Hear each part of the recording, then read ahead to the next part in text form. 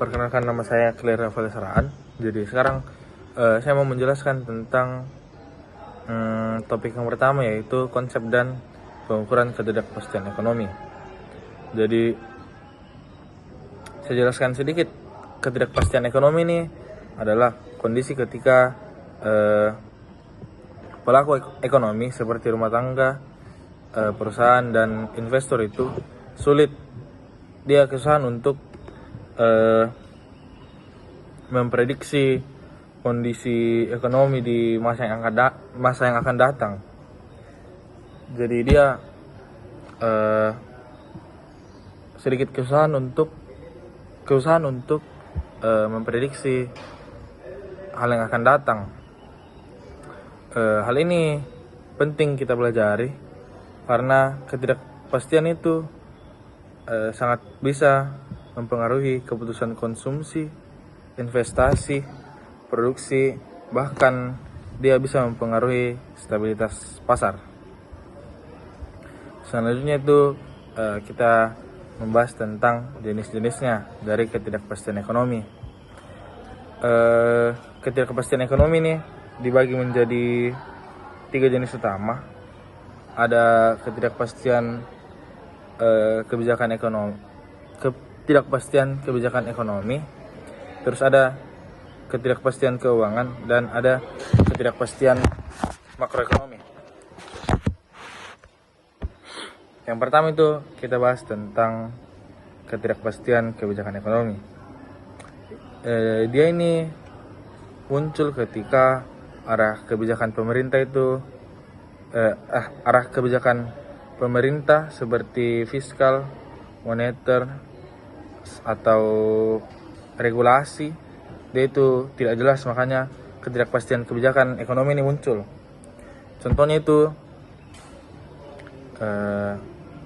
perubahan pajak yang tiba-tiba, misalnya yang kayak mungkin ada kasus sebelumnya yang awalnya pajaknya 10%, tiba-tiba dinaikkan menjadi 12%. Terus selain itu ada ketidakjelasan suku bunga atau kebijakan yang berubah setiap pergantian kepemerintahan. Mungkin contohnya yang pajak dari luar negeri ke Indonesia itu dinaikkan. Ya, selanjutnya itu yang kedua, ketidakpastian keuangan. Dia itu membahas terkait volatilitas pasar saham, nilai tukar, sama harga komoditas, dan risiko dalam sistem keuangan. Contohnya ada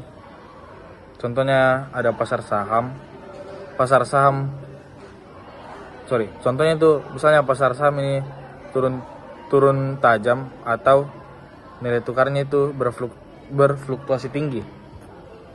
Dampaknya itu dampak yang diberikan dari ketidakpastian keuangan ini, investor itu harus lebih hati-hati. Karena apa? Karena yang tadi kita tidak tahu kapan ini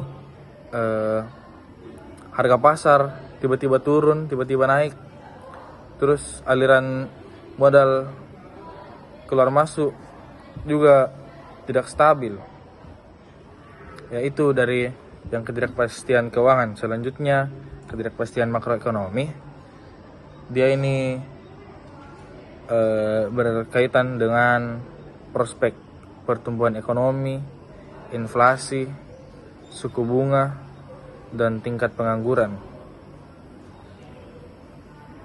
Terus yang kedua itu selanjutnya, kalau misalnya ini variabel makroekonomi tidak stabil, perusahaan pasti kesulitan buat membuat perencanaan jangka panjang, karena bakal sangat dibutuhkan yang namanya makroekonomi dalam suatu perusahaan. Terus dampaknya ya produksi investasi sama konsumsi itu bisa melambat, karena itu yang tadi dibahas, kalau dia tidak pasti sehingga bisa buat ini berjalannya makroekonomi ini tidak stabil. Terus selanjutnya itu ada indikator ketidakpastian. Ini indikator ketidakpastian ini seperti katanya yang namanya indikator itu untuk mengukur. Jadi secara pengertian indikator pengukuran kepastian ini untuk mengukur ketidakpastian ekonomi menggunakan beberapa indikator yang tercantum atau yang tersedia. Yang pertama itu EPU Index atau yang tadi ketidakpastian kebijakan ekonomi. Dia ini mengukur ketidakpastian kebijakan menggunakan analisis berita dan dokumen resmi. Jadi dia caranya tahu ketidakpastian itu dengan lihat berita-berita yang beredar atau dokumen-dokumen resmi yang beredar. Terus semakin sering kata ekonomi kebijakan ketidakpastian muncul, berarti semakin tinggi indeksnya. Selanjutnya itu ada VIX Index atau biasa disebut Fear Index. Dia ini digunakan untuk mengukur volatilitas pasar saham. Terus ini kalau misalnya VIX-nya naik tajam, berarti investor sedang cemas. Karena apa? Karena risikonya tinggi sekali. Selanjutnya itu forecast dispersion. Forecast dispersion ini dia itu mengukur perbedaan prediksi antar analisis ekonomi. Jadi dia menggunakan teori-teori yang diberikan dari para ahli. Terus jika para ahli ini kasih prediksi yang sangat berbeda, misalnya dua ahli nih, terus prediksinya sangat jauh berbeda, artinya itu ketidakpastian sedang meningkat karena kita tidak tahu prediksi mana yang lanjut.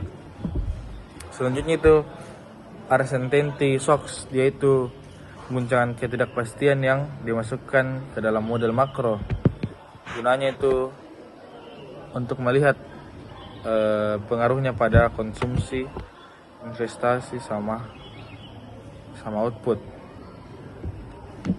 Selanjutnya itu kita bahas tentang penyebab ketidakpastian suatu ekonomi. Ketidakpastian ini pasti banyak faktornya yang bisa buat muncul ini kata ketidakpastian.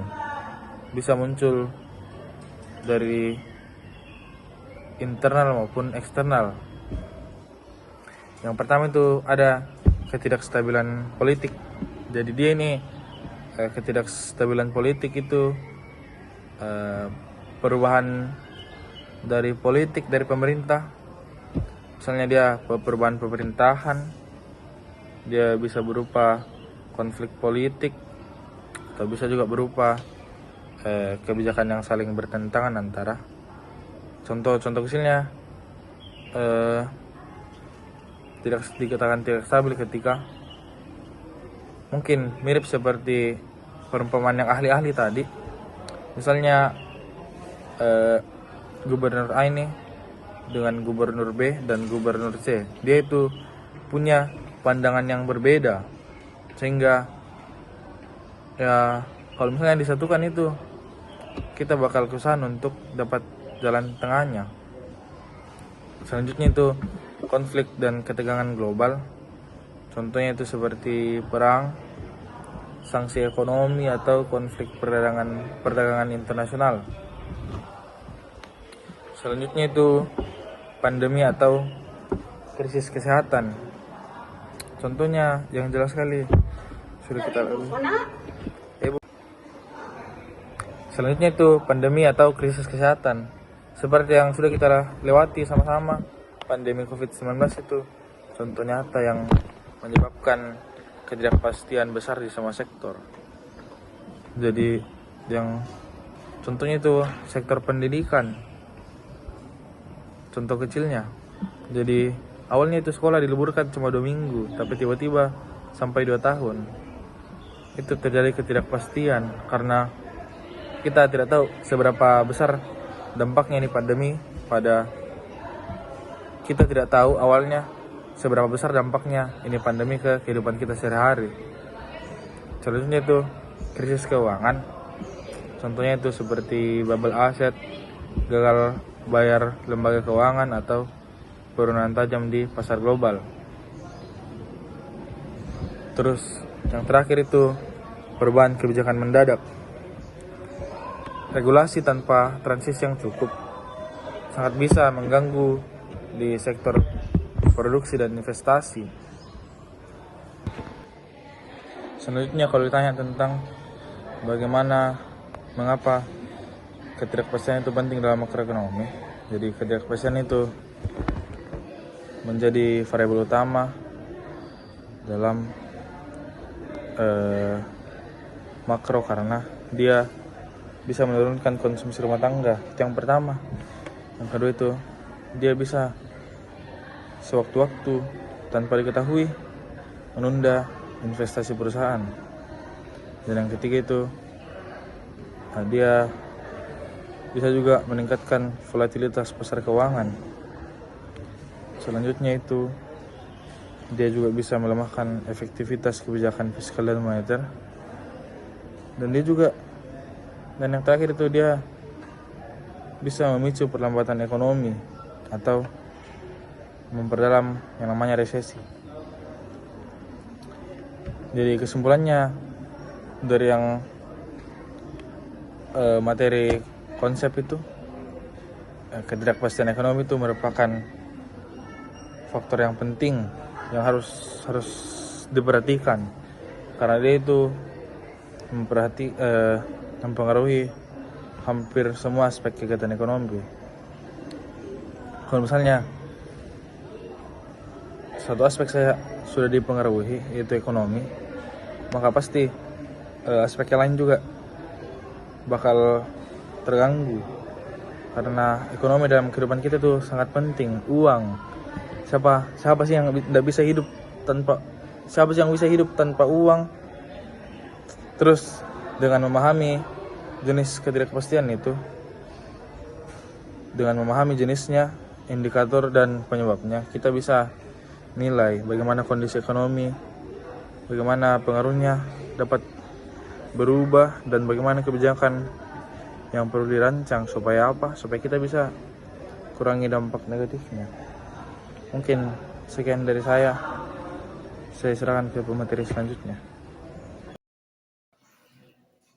Assalamualaikum warahmatullahi wabarakatuh. Saya Fenil Orotelus Kaswar. Di sini saya akan menjelaskan tentang materi kedua, yaitu dampak ketidakpastian terhadap investasi dan produksi. Ketidakpastian ekonomi biasanya muncul karena faktor politik, konflik global, pandemi, ataupun krisis keuangan. Nah, saat ketidakpastian meningkat, perusahaan akan menjadi lebih berhati-hati. Materi ini berfokus pada bagaimana ketidakpastian membuat aktivitas ekonomi real, terutama investasi dan produksi, menjadi lebih lambat. Nah, mengapa ketidakpastian itu penting? Pada dasarnya, keputusan investasi itu mahal, jangka panjang, dan sulit dibatalkan. Karena itu, ketika kondisi tidak pasti, perusahaan cenderung mengambil posisi wait and see. Mereka menunggu situasi yang lebih jelas sebelum mengeluarkan dana besar. Inilah yang membuat ketidakpastian langsung memengaruhi aktivitas ekonomi. Nah, di sini ada konsep penting yang disebut real option. Konsep ini menjelaskan bahwa perusahaan memperlakukan investasi sebagai opsi yang bisa ditunda. Ketika ketidakpastian tinggi, nilai dari menunggu itu sebenarnya bertambah besar. Akibatnya, perusahaan memilih menunda investasi dibanding mengambil resiko. Dari sini sudah terlihat mengapa ketidakpastian membuat investasi menurun. Nah, salah satu dampak langsungnya adalah penurunan belanja modal. Nah, perusahaan menunda pembelanjaan mesin, pembangunan pabrik, dan proyek besar lainnya. Penurunan ini membuat pertumbuhan produktivitas dan ekspansi perusahaan ikut tertahan. Nah, selanjutnya ada peningkatan cash holding. Nah, dampak kedua ini adalah meningkatnya cash holding. Saat tidak pasti, perusahaan memilih menyimpan lebih banyak kas sebagai cadangan. Ini dilakukan untuk berjaga-jaga ketika nanti terjadi kesulitan pendanaan. Namun akibatnya, uang tersebut tidak masuk ke sektor produktif sehingga pertumbuhan ekonomi semakin lambat. Nah, dampak berikutnya ada penurunan produksi. Karena permintaan tidak pasti, perusahaan mengurangi outputnya. Sektor manufaktur biasanya yang paling cepat merasakan efek ini. Jadi jika produksi menurun, aktivitas ekonomi secara keseluruhan ikut melambat. Nah, jadi secara sederhana, alurnya seperti ini. Ketika ketidakpastian naik, perusahaan menunda investasi, belanja modal turun, cash holding meningkat, produksi turun, dan akibatnya ekonomi pun ikut melambat. Nah, kita bisa melihat contohnya pada pandemi COVID-19 pada tahun 2020, hampir semua perusahaan menunda ekspansi hingga investasi global ikut turun drastis. Ataupun pada krisis keuangan 2008, di mana belanja modal menurun selama bertahun-tahun. Konflik Rusia-Ukraina juga membuat banyak industri energi dan manufaktur menunda proyek baru. Ini menunjukkan bahwa ketidakpastian selalu berdampak langsung pada investasi dan produksi. Jadi pada kesimpulannya, ketidakpastian membuat perusahaan menunda keputusan besar, belanja modal turun, cash holding meningkat, dan produksi melemah. Akhirnya, aktivitas ekonomi real ikut terhambat. Karena itu, stabilitas dan kejelasan kebijakan sangat penting untuk menjaga investasi. Mungkin sekian untuk materi saya. Untuk materi selanjutnya saya serahkan kepada teman saya. Assalamualaikum warahmatullahi wabarakatuh. Perkenalkan, nama saya Jay Valensi Tanggang dengan NIM H0812411035. Di sini saya akan menjelaskan materi mengenai ketidakpastian dan pasar tenaga kerja.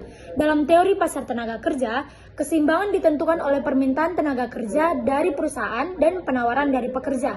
Hal ini memiliki konsep yang sama dengan pasar barang, di mana melalui interaksi antara permintaan dan penawaran. Jika kita lihat dari perspektif permintaan tenaga kerja atau labor demand, permintaan tenaga kerja ini berasal dari perusahaan, di mana perusahaan itu memutuskan merekrut tenaga kerja berdasarkan biaya tenaga kerja, produktivitas pekerja, kondisi ekonomi, dan permintaan terhadap produk perusahaan. Dan jika kita lihat dari perspektif penawaran tenaga kerja atau labor supply, penawaran tenaga kerja ini berasal dari para pekerja atau calon pekerja yang menggambarkan berapa banyak orang yang bersedia bekerja pada tingkat upah tertentu. Adapun penawaran tenaga kerja ini dipengaruhi oleh tingkat upahnya, kondisi rumah tangga, kondisi ekonomi, dan lain sebagainya. Jika kita gabungkan kedua perspektif tersebut, di mana jumlah tenaga kerja yang diminta perusahaan sama dengan jumlah tenaga kerja yang ditawarkan pekerja, maka terjadilah keseimbangan pasar tenaga kerja.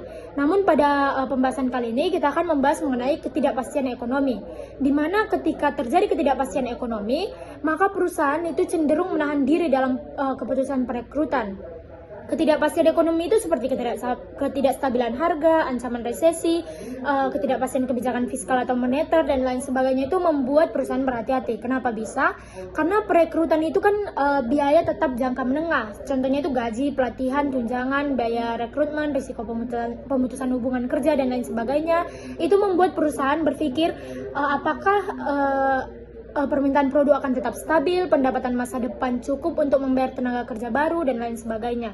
Nah, hal ini juga dikonfirmasi oleh banyak penelitian, salah satunya itu Bloom pada 2009. Dia menyatakan bahwa peningkatan ketidakpastian makroekonomi ini membuat perusahaan mengurangi perekrutan dan investasi, sehingga dampak yang ditimbulkan adalah perekrutan melambat, jumlah lowongan menurun, dan pengangguran jangka pendek cenderung naik. Maka dapat diambil kesimpulan bahwa ketidakpastian ekonomi ini membuat pasar tenaga kerja menjadi kurang fleksibel. Kenapa bisa? Karena mobilitas pekerja menurun, pekerja mempertahankan pekerjaan meski upahnya stagnan, dan perusahaan itu tidak menyesuaikan tenaga kerja secepat kondisi ekonomi berubah, yang membuat pasar tenaga kerja ini tidak responsif terhadap perubahan ekonomi jangka pendek. Setelah itu kita akan membahas mengenai dampak dari ketidakpastian ekonomi ini terhadap perekrutan, pengangguran, dan jam kerja. Yang pertama itu perusahaan menunda perekrutan. Ketika ketidakpastian kebijakan ekonomi atau Economy Policy Uncertainty atau EPU meningkat, perusahaan itu mengurangi jumlah lowongan pekerjaan. Pernyataan ini didapat dari studi terbaru Economic Policy Uncertainty and the Demand for Labor Evidence from the Online Job Postings of Chinese Firm pada 2024. Nah, studi tahun 2024 itu menganalisis dari data lowongan kerja online dari perusahaan di Tiongkok. Penelitian ini menggunakan indikator Economic Policy Uncertainty atau EPU, di mana dia memakai ukuran seberapa tidak pasti kebijakan ekonomi suatu negara, misalnya itu perubahan peraturan pajaknya, investasi, impor dan ekspornya, ketidakpastian kebijakan moneternya, dan lain sebagainya. Nah, temuan penelitian ini menghasilkan kesimpulan bahwa ketika nilai EPU meningkat, perusahaan menarik kembali lowongan pekerja yang sudah diumumkan, yang mengakibatkan jumlah lowongan baru atau job postingsnya menurun signifikan. Nah, dampak langsungnya terhadap pasar online itu, perusahaan akan merespon ketidakpastiannya itu dengan cepat. Dengan kata lain, lebih banyak ketidakpastian, maka lebih sedikit rekrutmennya. Selanjutnya ini penurunan ini terasa pada pekerjaan dengan keterampilan spesifik atau di posisi yang relatif sulit dibalik. Dalam kondisi ketidakpastian ekonomi, perusahaan merasa bahwa risiko merekrut pekerja dengan keterampilan spesifik lebih tinggi, karena ketika terjadi kesalahan rekrutmen maka akan terjadi kerugian dalam pendanaan. Jika permintaan turun, sulit untuk menghilangkan posisi tersebut tanpa biaya besar. Perusahaan tidak ingin menanggung beban tenaga kerja tetap ketika masa depan bisnis tidak jelas. Oleh karena itu, perusahaan lebih cepat memangkas lowongan kerja pada kategori pekerja yang berbiaya rekrutmen tinggi, sulit dialihkan ke tugas lain, tidak bisa dengan mudah diberhentikan, dan membutuhkan investasi pelatihan jangka panjang. Selanjutnya, dampak terhadap kenaikan pengangguran jangka pendek. Dampak dari ketidakpastian ekonomi terhadap kenaikan pengangguran jangka pendek.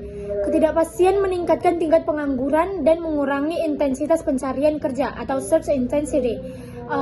Hal ini bisa diketahui dari penelitian yang dilakukan dari Uncertainty Labor Force Participation and Job Search pada 2024, di mana penelitian itu menggunakan model ekonomi tenaga kerja berbasis teori search and matching dan data empiris untuk menilai bagaimana ketidakpastian ekonomi memengaruhi perilaku pencarian kerja dan pengangguran. Dan didapatkan hasil dari dua kondisi, di mana dari sisi perusahaan itu, perusahaan mengurangi pembukaan lowongan, menunda rekrutmen, menghindari kontrak baru, dan mengurangi ekspansi tenaga kerja. Ketika lowongan berkurang, pencari kerja sulit menemukan kecocokan dengan pekerjaan yang tersedia, maka tingkat matchingnya turun, sehingga pengangguran secara alami meningkat. Dilihat dari sisi pekerjaannya itu, dalam teori search friction, jika peluang menemukan pekerjaan menurun, durasi pencari kerja atau unemployment duration otomatis meningkat. Akibatnya orang menganggur lebih lama, tingkat pengangguran jangka pendeknya naik.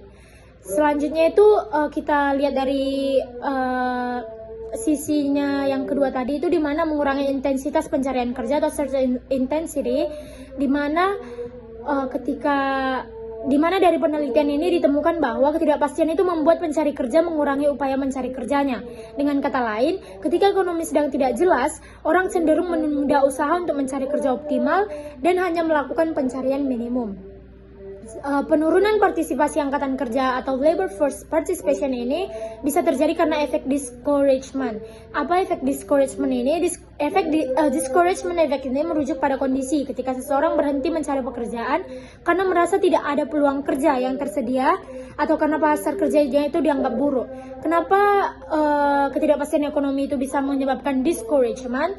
Yaitu karena saat ekonomi sangat tidak pasti, akan terjadi informasi pasar kerja menjadi kurang jelas, lowongan kerja menurun drastis, pengalaman gagal melamar berulang membuat orang frustrasi, dan risiko pekerjaan tidak stabil meningkat. Akhirnya banyak orang memilih keluar dari pasar kerja secara sementara. Selanjutnya itu dampak dari ketidakpastian ekonomi ini terhadap penurunan jam kerja atau underemployment. Perusahaan itu bisa merespon mengurangi jam kerjanya daripada mereka langsung meng-PHK untuk menjaga fleksibilitas dan mengurangi biaya tetap. Ketika perusahaan menghadapi ketidakpastian ekonomi, mereka harus menyesuaikan kapasitas produksinya. Namun, melakukan pemutusan hubungan kerja atau PHK itu bukanlah langkah yang selalu diambil pertama kali. Kenapa bukan diambil pertama kali? Karena PHK itu memiliki biaya ekonomi dan sosial yang tinggi. PHK itu kan memakan biaya yang cukup besar, seperti pesangonnya, biaya administrasi, penurunan moral dan produktivitas pekerja lain, dan lain sebagainya. Nah, hal ini membuat perusahaan itu menghindari biaya besar yang sifatnya permanen, sehingga mereka tidak mengambil tindakan langsung mem-PHK. Mengurangi jam kerja yang lebih fleksibilitas dan cepat, perusahaan itu bisa mengurangi sehingga mereka mengambil tindakan mengurangi jam kerja yang lebih fleksibel dan cepat, di mana perusahaan bisa mengurangi shift, mengurangi lembur, memotong jam kerja harian, menerapkan sistem kerja paruh waktu sementara. Selanjutnya, penurunan jam kerja ini beresiko menciptakan underemployment atau pekerjaan kurang ideal atau jam kerja kurang yang bisa berdampak jangka panjang pada kesejahteraan pekerja. Underemployment ini terjadi ketika pekerja ini ingin bekerja lebih banyak jam tetapi tidak tersedia, sehingga dampaknya itu bisa pada kesejahteraan pekerja itu sendiri, di mana bisa dilihat dari pendapatan yang berkurang, bisa dilihat dari risiko kesehatan mental, dan bisa dilihat pada dampaknya pada kesehatan fisiknya itu serta menurunkan akumulasi keterampilannya. Selanjutnya, ketidakpastian membuat pasar tenaga kerja itu menjadi kaku atau greed. Rigiditas ini dalam hal ini itu berarti tentang perubahan baik penyerapan tenaga kerja maupun rotasi yang menjadi lebih sulit dan lambat. Rigiditas pasar tenaga kerja atau labor market rigidity berarti pasar tidak mudah menyesuaikan diri terhadap perubahan kondisi ekonomi. Ketika permintaan tenaga kerja naik atau turun, respon perusahaan dan pekerja tidak fleksibel, sehingga rigiditas ini membuat penyerapan tenaga kerja sulit, sehingga jumlah pekerja yang direkrut tidak mengikuti kebutuhan aktual perusahaan. Rotasi tenaga kerja terhambat, menyebabkan pekerja enggan pindah dan sulit menemukan pekerjaan baru, dan keseimbangan tenaga kerja berubah lambat. Akibatnya pasar tenaga kerja tidak responsif terhadap perubahan ekonomi. Karena biaya penyesuaian atau hiring atau firing, pelatihan dan juga kontrak tinggi, perusahaan cenderung menahan perekrutan bahkan tidak ketika ada potensi peningkatan permintaan. Ketika ekonomi tidak pasti, perusahaan khawatir bahwa permintaan mungkin menurun tiba-tiba, kebijakan pemerintah bisa berubah, dan pendapatan masa depan tidak jelas. Jadi sekalipun ada indikasi permintaan meningkat, perusahaan masih ragu untuk merekrut karena mereka takut akan mengeluarkan biaya yang lebih besar jika harus mem-PHK kembali, sehingga penyerapan tenaga kerja menjadi lebih lambat dan menyebabkan pasar menjadi lebih kaku. Dari sisi pekerja, ketidakpastian mengurangi motivasi untuk mencari kerja baru, sehingga mobilitas tenaga kerjanya menurun. Pada situasi ekonomi tidak pasti itu, pekerja memandang pasar kerja itu sebagai hal yang penuh resiko, seperti perusahaan mungkin menunda perekrutan, kemungkinan PHK-nya tinggi, dan lain sebagainya, yang menimbulkan banyak perspektif negatif seperti pekerja menjadi takut mengambil risiko pindah pekerjaan, intensitas pencarian kerjanya menurun, dan mobilitas geografis juga ikut menurun. Dan memiliki dampak terhadap rigiditas ini, yaitu ketika pekerja tidak bergerak atau tidak mencari peluang baru, maka pasar tenaga kerja menjadi stagnan, terjadi mismatch keterampilan, dan bisa juga terjadi efisiensi alokasi tenaga kerja yang menurun. Selanjutnya, regulasi dan struktur pasar tenaga kerja pun bisa memperkuat kekakuan. Misalnya itu jika kontrak kerja, proteksi pekerja, regulasi PHK dan biaya transisi tinggi itu, maka perusahaan dan pekerja sama-sama malas melakukan perubahan. Dilihat dari perspektif kontrak kerja yang kaku ini, kalau kontrak itu sangat melindungi pekerja, perusahaan jadi sulit mengubah status pekerjaan. Mereka jadi bingung untuk melakukan apa terhadap si pekerja itu. Dilihat dari perspektif proteksi pekerjanya itu, regulasi yang terlalu protektif itu menambah biaya pemutusan hubungan kerja, meningkatkan risiko hukum bagi perusahaan, dan lain sebagainya. Dan dilihat dari regulasi PHK yang berat itu, perusahaan akan menahan perekrutan agar tidak terjebak biaya tinggi di masa depan. Bisa dilihat dari contoh dalam Indonesia sendiri, di mana kita tahu di artikel terbaru di 2025 ini banyak kita lihat bahwa Perlambatan ekonomi itu membuat pekerja berpendidikan menengah sampai ke atas itu lebih rentan menganggur. Dan dalam beberapa studi juga menyatakan bahwa dampak ketidakpastian ekonomi global terhadap Indonesia itu ditemukan bahwa pengangguran cenderung meningkat saat kondisi global tidak stabil. Terima kasih. Assalamualaikum warahmatullahi wabarakatuh. Saya atas nama Adam Rifki Maulana dengan NIM H0812411050 akan menjelaskan mengenai pengaruh ketidakpastian terhadap konsumsi dan permintaan agregat. Ketidakpastian membuat orang melakukan menabung untuk berjaga-jaga atau yang biasa kita sebut dengan precautionary saving. Ini adalah strategi di mana orang menabung lebih banyak saat sekarang untuk persiapan di kemudian hari apabila pendapatan terjadi penurunan. Lalu, apa dampaknya pada ekonomi? Perlu kita ketahui, ketidakpastian dan perilaku menabung ini menghasilkan dampak-dampak spesifik pada ekonomi. Yang pertama yaitu rumah tangga menabung lebih banyak. Sebagai upaya berjaga-jaga, rumah tangga mengalokasikan porsi yang lebih besar dari pendapatan mereka untuk ditabung, bukan untuk dikonsumsi. Nah, hal ini berarti ketika rumah tangga mengutamakan tabungan sebagai antisipasi risiko secara agregat, terjadi penurunan konsumsi. Inilah salah satu cara ketidakpastian memengaruhi aliran dana dan aktivitas ekonomi secara keseluruhan. Yang kedua, yaitu konsumsi barang tahan lama menurun. Barang tahan lama seperti mobil, peralatan rumah tangga, atau furnitur seringkali merupakan pembelian besar yang bisa ditunda dalam kondisi tidak pasti. Rumah tangga cenderung menunda pembelian ini. Keputusan menunda ini merupakan manifestasi langsung dari upaya menahan uang tunai yang didorong oleh ketakutan akan kebutuhan mendesak atau kerugian finansial di masa depan. Yang ketiga, dampak ketiga yaitu penurunan permintaan agregat. Karena konsumsi menurun, total permintaan barang dan jasa dalam perekonomian secara keseluruhan juga akan menurun.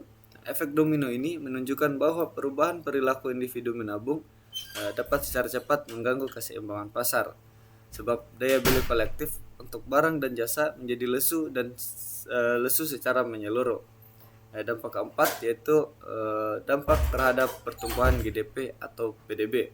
Penurunan peminatan agregat dan konsumsi akan menekan investasi dan produksi, yang pada akhirnya akan memperlambat laju pertumbuhan produk domestik bruto atau PDB. Pada akhirnya, siklus dari ketidakpastian ini berujung pada perlambatan ekonomi, di mana perusahaan merespon permintaan yang lesu dengan mengurangi investasi dan output sehingga pertumbuhan negara terhambat dan menciptakan siklus negatif. Fokus utama dari materi yang saya bawakan yaitu ketidakpastian menekan belanja dan memperlambat ekonomi. Nah, ketidakpastian ini membuat konsumen waspada menahan uang mereka atau meningkatkan tabungan dan menunda pembelian besar yang secara keseluruhan mengurangi permintaan total dan menghambat laju pertumbuhan ekonomi. Ya, itulah materi yang saya bawakan. Terima kasih. Baik, selanjutnya saya akan menjelaskan mengenai bagaimana pemerintah dan bank sentral merespon ketidakpastian dalam perekonomian. Ketidakpastian sendiri adalah kondisi ketika pelaku ekonomi tidak bisa memprediksi arah ekonomi secara jelas, baik karena faktor global, krisis keuangan, ketegangan geopolitik, volatilitas harga komoditas, maupun perubahan kebijakan dalam negeri. Ketidakpastian ini penting karena ia memengaruhi hampir semua keputusan ekonomi, seperti konsumsi rumah tangga, investasi perusahaan, perilaku pasar keuangan, bahkan keputusan fiskal dan moneter. Sebelum masuk ke instrumen kebijakan, kita perlu pahami bahwa ketidakpastian terutama memengaruhi ekspektasi. Ketika masyarakat dan dunia usaha bingung mengenai arah ekonomi ke depan, mereka cenderung menahan konsumsi, menunda ekspansi, dan mengurangi investasi jangka panjang. Dalam situasi seperti ini, kebijakan pemerintah dan bank sentral tidak hanya perlu tepat, tetapi juga harus mampu memberikan kepastian arah dan rasa stabilitas. Itulah sebabnya ekspektasi menjadi inti dalam pengambilan kebijakan moneter maupun fiskal. Selanjutnya kita masuk ke langkah-langkah taktis pemerintah dalam menghadapi ketidakpastian. Yang pertama, ada yang namanya forward guidance. menjaga ekspektasi di masa yang tidak pasti. Respon pertama Bank Sentral ketika ketidakpastian meningkat adalah menggunakan forward guidance. Forward guidance adalah komunikasi eksplisit atau secara langsung mengenai arah kebijakan moneter di masa depan. Misalnya, Bank Sentral menyatakan bahwa suku bunga akan dijaga rendah dalam jangka waktu tertentu atau sampai inflasi mencapai target. Mengapa ini penting? Karena dalam kondisi ketidakpastian tinggi, pasar lebih reaktif terhadap informasi dan sinyal. Jika Bank Sentral memberi arah yang jelas, pelaku ekonomi menjadi lebih percaya diri dalam mengambil keputusan. Perusahaan memiliki kepastian biaya pendanaan, rumah tangga dapat merencanakan pinjaman, dan pasar keuangan merespon dengan lebih stabil. Dengan kata lain, forward guidance tidak hanya memberi informasi tetapi juga menjadi alat stabilisasi ekspektasi. Yang kedua, yaitu pelonggaran moneter. Instrumen kedua adalah pelonggaran moneter atau monetary easing. Dalam situasi ketidakpastian, aktivitas ekonomi biasanya melemah karena permintaan menurun. Untuk merespon hal ini, Bank Sentral dapat pertama, menurunkan suku bunga acuan. Angka ini membuat biaya pinjaman lebih rendah sehingga mendorong konsumsi, investasi, dan aktivitas kredit. Penurunan suku bunga membantu memperkuat permintaan agregat dan likuiditas. Yang kedua, yaitu ketika suku bunga tidak bisa diturunkan lagi karena sudah mendekati nol, Bank Sentral melakukan quantitative easing atau disingkat QE. Dilakukan dengan membeli aset keuangan seperti obligasi pemerintah untuk menambah likuiditas dalam sistem keuangan.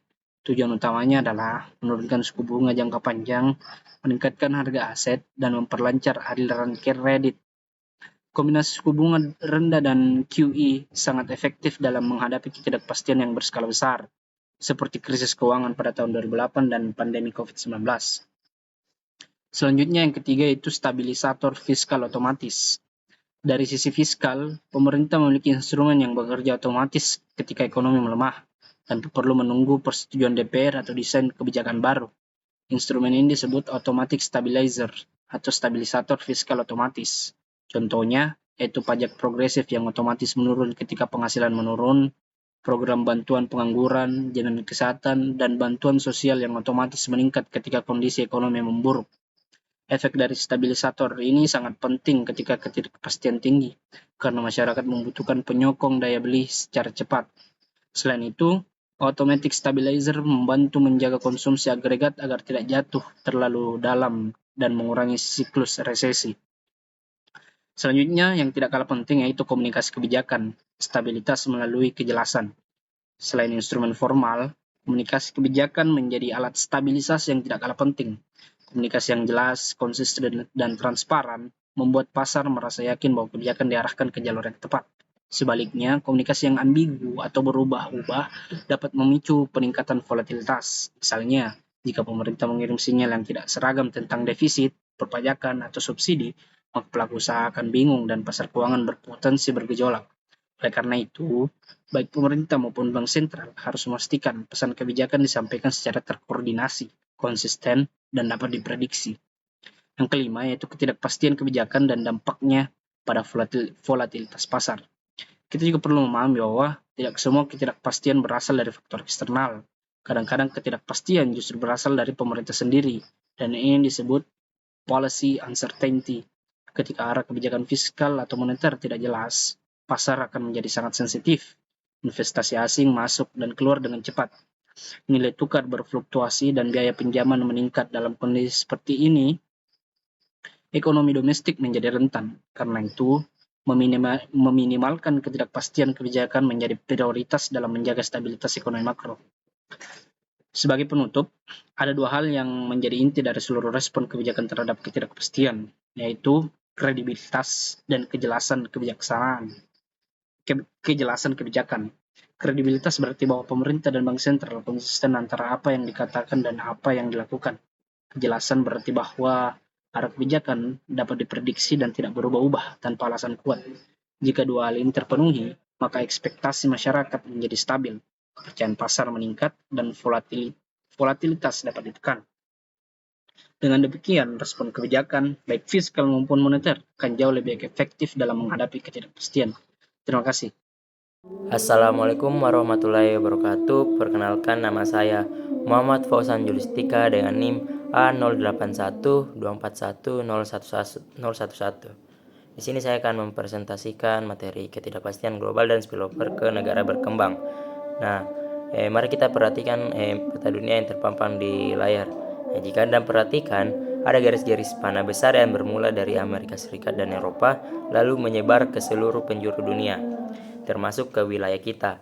Panah garis ini bukan sekedar ilustrasi artistik, melainkan representasi dari jalur penularan ekonomi. Ada sebuah ungkapan klasik yang sangat relevan tertulis di sini. When the US sneeze, the world catches a cold. Bayangkan metafora ini sejenak. Ketika Amerika Serikat sebagai ekonomi terbesar di dunianya bersin atau mengalami gangguan kecil, seluruh dunia, terutama negara berkembang, bisa kena demam tinggi. Nah, mengapa ini bisa terjadi? Karena kita hidup dalam sistem ekonomi yang sangat terintegrasi. Tidak ada tembok yang cukup tinggi untuk menahan arus modal dan perdagangan. Apa yang diputuskan oleh Bank Sentral di New York pagi ini dampaknya bisa langsung dirasakan oleh pedagang di pasar tradisional kita sore harinya. Nah, di sini saya akan membedah atau membahas anatomi dari penyakit ekonomi ini. Dari mana asalnya, bagaimana ia menular, dan seberapa parah dampaknya bagi dompet negara kita. Mari kita beda akarnya di slide kedua. Konsep dasar, dari mana asal guncangan. Kita sering mendengar berita tentang krisis global. Tapi, siapa sebenarnya pemicunya? Slide ini menjawabnya dengan tegas. Sumber utama ketidakpastian adalah kebijakan dari Amerika Serikat, Uni Eropa, dan Jepang. Saya ingin Anda mencatat ini. Kita menyebut mereka sebagai negara pusat atau core economies. Apa penyebab guncangannya? Biasanya ada dua hal utama, perubahan kebijakan suku bunga dan geopolitik. Contoh sederhananya, ketika Bank Sentral Amerika, The Fed, memutuskan untuk menaikkan suku bunga mereka secara agresif, itu adalah pemicu utamanya. Lalu terjadilah apa yang kita sebut sebagai spillover. Seperti definisinya di layar ini, spillover itu adalah ketidakpastian di satu negara pusat menyebar ke negara lain atau pinggiran. Hubungan seperti tuan rumah dan tamu. Jika tuan rumah sedang kacau, tamu pasti tidak nyaman. Pertanyaan kritisnya adalah mengapa berdampak? Kenapa kita tidak bisa cuek saja? Jawabannya itu adalah karena dominasi mata uang US dollar dan euro dalam perdagangan dunia. Hampir seluruh utang luar negeri kita dan hampir seluruh pembayaran impor minyak serta pangan kita menggunakan mata uang mereka. Kita terikat. Jadi, ketika tali mata uang ini diguncang oleh mereka, kita yang terikat di ujungnya akan terlempar paling keras. Nah, slide selanjutnya itu dampak guncangan tadi itu masuk ke negara kita melalui dua pintu gerbang utama di sektor keuangan. Pintu pertama yaitu adalah volatilitas nilai tukar. Ini murni soal psikologi pasar. Ketika ketidakpastian muncul, misal ada ancaman resesi, investor global menjadi panik. Apa yang mereka lakukan? Lihat poinnya. Investor cenderung mencari aset aman. Mereka lari ke bunker ekonomi yang disebut safe haven, dan aset itu adalah dolar Amerika Serikat atau US dollar. Ketika semua orang membuang mata uang lokal dan memborong dolar, hukum permintaan bekerja. Akibatnya, mata uang negara berkembang melemah atau terdepresiasi. Dampak lanjutannya tertulis jelas. Biaya impor mahal. Ini adalah inflasi yang dikirim dari luar negeri. Harga tahu tempe naik karena kedelai impor mahal. Harga bensin naik karena minyak dunia itu dibeli pakai dolar. Pintu kedua itu adalah aliran modal keluar atau capital flight. Uang asing di negara kita itu ibarat burung, sangat sensitif. Sentimen risiko global memicu aksi jual atau sell off. Mereka tidak mau ambil risiko. Mereka terbang pulang. Dana asing ditarik kembali ke negara maju. Apa yang terjadi pada kolam ekonomi kita saat akhirnya disedot keluar? Likuiditas domestik menjadi kering. Bank kekurangan dana, kredit macet, dan ekspansi usaha terhenti. Selanjutnya yaitu kekeringan likuiditas. Kekeringan likuiditas tadi membawa kita ke dampak lanjutan pada aset dan utang negara. Nah, mari kita lihat ke poin ketiga, tekanan pada pasar aset. Pasar modal kita berdarah-darah. Di pasar saham, indeks harga saham turun drastis karena investor asing keluar. Nilai perusahaan-perusahaan nasional kita merosot tajam dalam sekejap. Tapi hati-hati, bahaya terbesar itu ada di pasar obligasi. Nah, tertulis di slide ini bahwa harga obligasi jatuh. Saya ingin menekankan konsep ini. Saat harga obligasi jatuh, maka yield atau imbal hasil akan naik. Mengapa kenaikan yield ini berbahaya? Nah, ini membawa kita ke poin keempat, yaitu efek domino pada utang negara. Yield obligasi adalah tolak ukur bunga utang pemerintah. Jadi, kenaikan yield obligasi membuat biaya utang pemerintah, cost of fund, menjadi lebih mahal.